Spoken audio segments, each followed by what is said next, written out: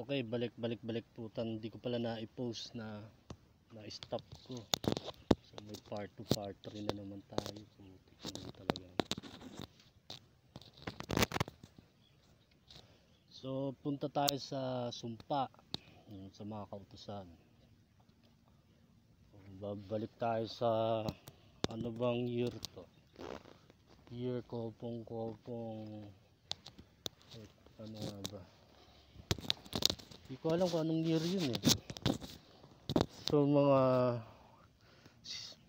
unang panahon pa to, bago pa nagsimula yung tao. Bago pa nagsimula ang sibilisasyon ng tao, punta tayo sa Deuteronomio, ang sumpa sa kautusan ni Moises. Tapos ito, basahin na natin. Narito, inilalagay ko sa harap ninyo sa araw na ito ang pagpapala at ang sumpa. Ang pagpapala kung inyong didinggin ang mga utos ng Panginoon yung Diyos na aking inuutos sa inyo sa araw na ito. At ang sumpa, kung hindi nyo didinggin ang mga utos ng Panginoon ninyong Diyos, kundi kayo ililisada na aking inuutos sa inyo sa araw na ito upang sumunod sa ibang mga Diyos na hindi nyo nakikilala. So,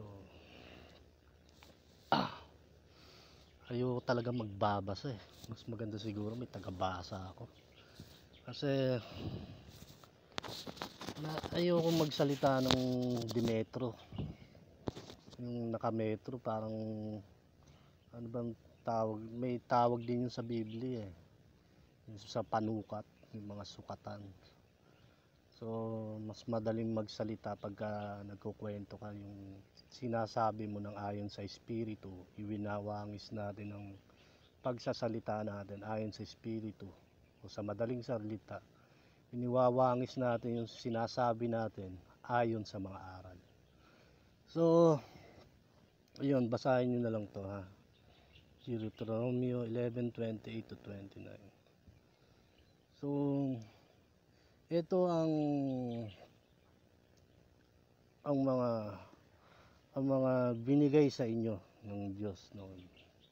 Isang kautusan na binigyan ka na kayo ng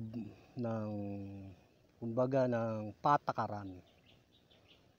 'Di ba? Ang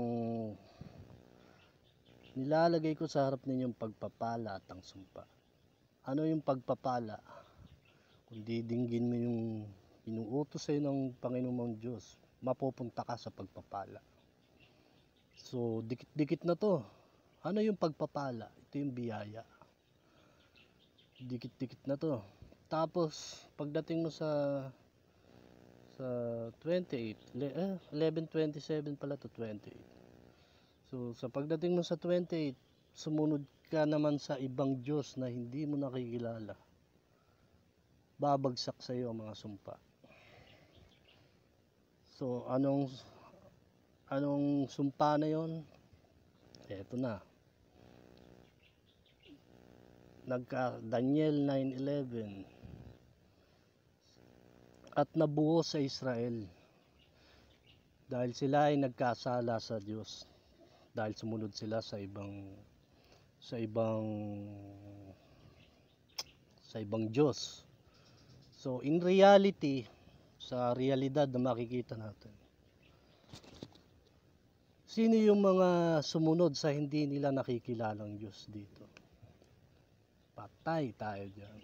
So ito na, makikita nyo itong aral na to, makikita nyo ng buo, makikita nyo sa realidad. To example, dating daan, sapul ka na naman, tsuri na lang, tsuri. Talagang example sa mga dating daan. Sumunod kay Ama,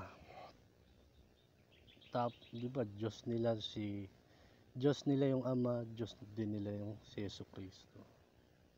Sabi nga may isang Diyos lang tayo. So, Diyos nila yung Ama, Diyos din nila si Jesus, Diyos na rin si Spirit. So, sino ang sinundan nilang hindi nila nakikilalang Diyos? Di ba ang Ama? Ano ang sabi ni Jesus noon na sabi ni Jesus?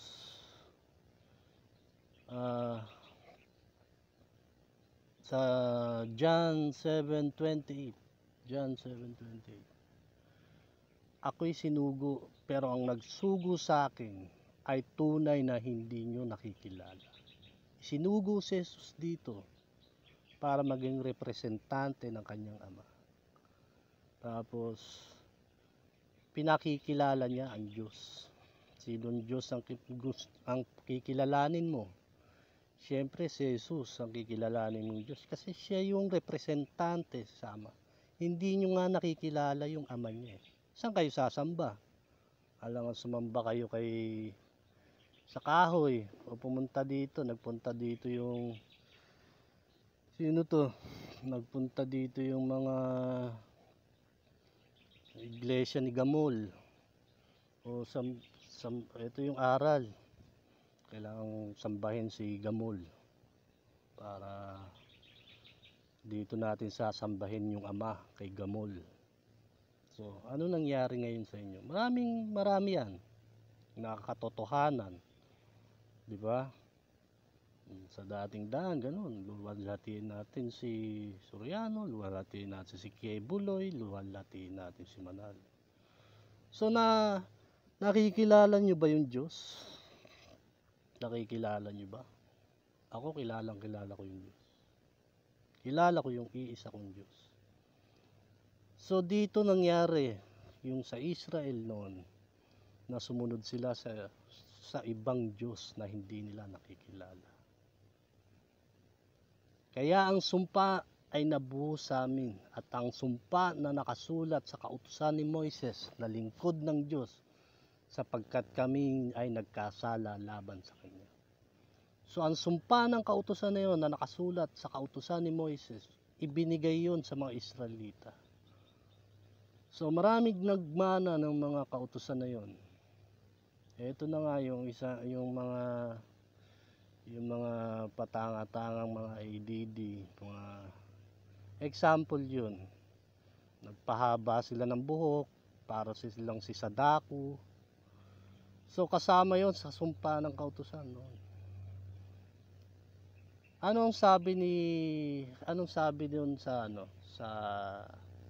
una?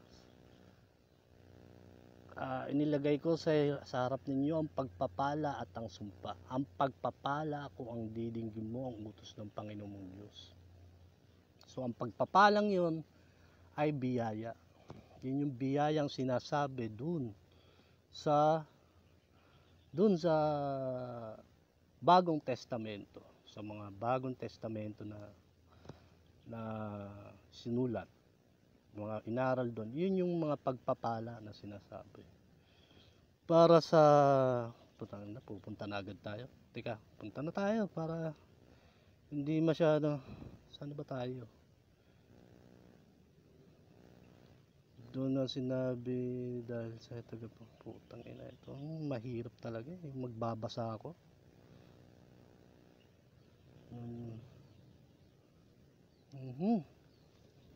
Ito ayoko yung maghahanap ako.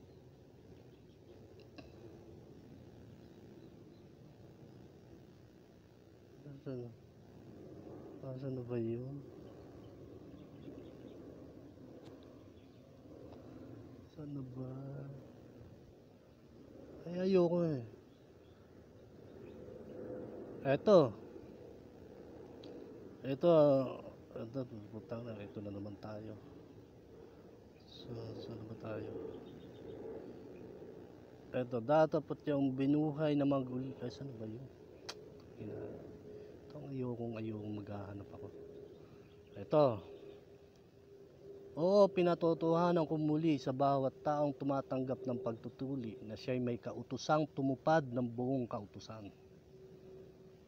Kayo'y hiwalay kay Kristo, kayong nangaiibig sa ariing ganap ng kautusan, nangahuhul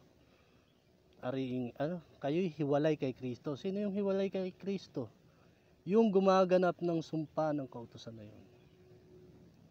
So kayo hiwalay kay Kristo, ngunit kayong nangaibig sa aring ganap ng kautusan ay nangahuhulog kayo mula sa biyaya. O ano yung sinabi nung una? Ano yung sinabi sa una? O, di ba magkakadugtong yan? Di ba nilagay ko sa harap ninyo ang pagpapala at ang sumpa. Ito ang inyong didinggin ng mga utos ng Panginoong Diyos na aking inuutos sa araw na ito. So ang pagpapala, ano ba ang pagpapala? Di yung biyaya. Yun yung biyaya. Puta na, mahirap eh. Pag nagkaka-hypertension ako, lumalakas ako sa sigarilyo.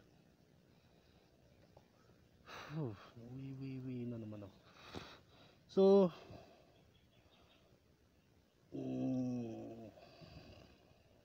teka. Ihi muna ako. Stop na lang ulit part 2, part 1, part 2 na naman to.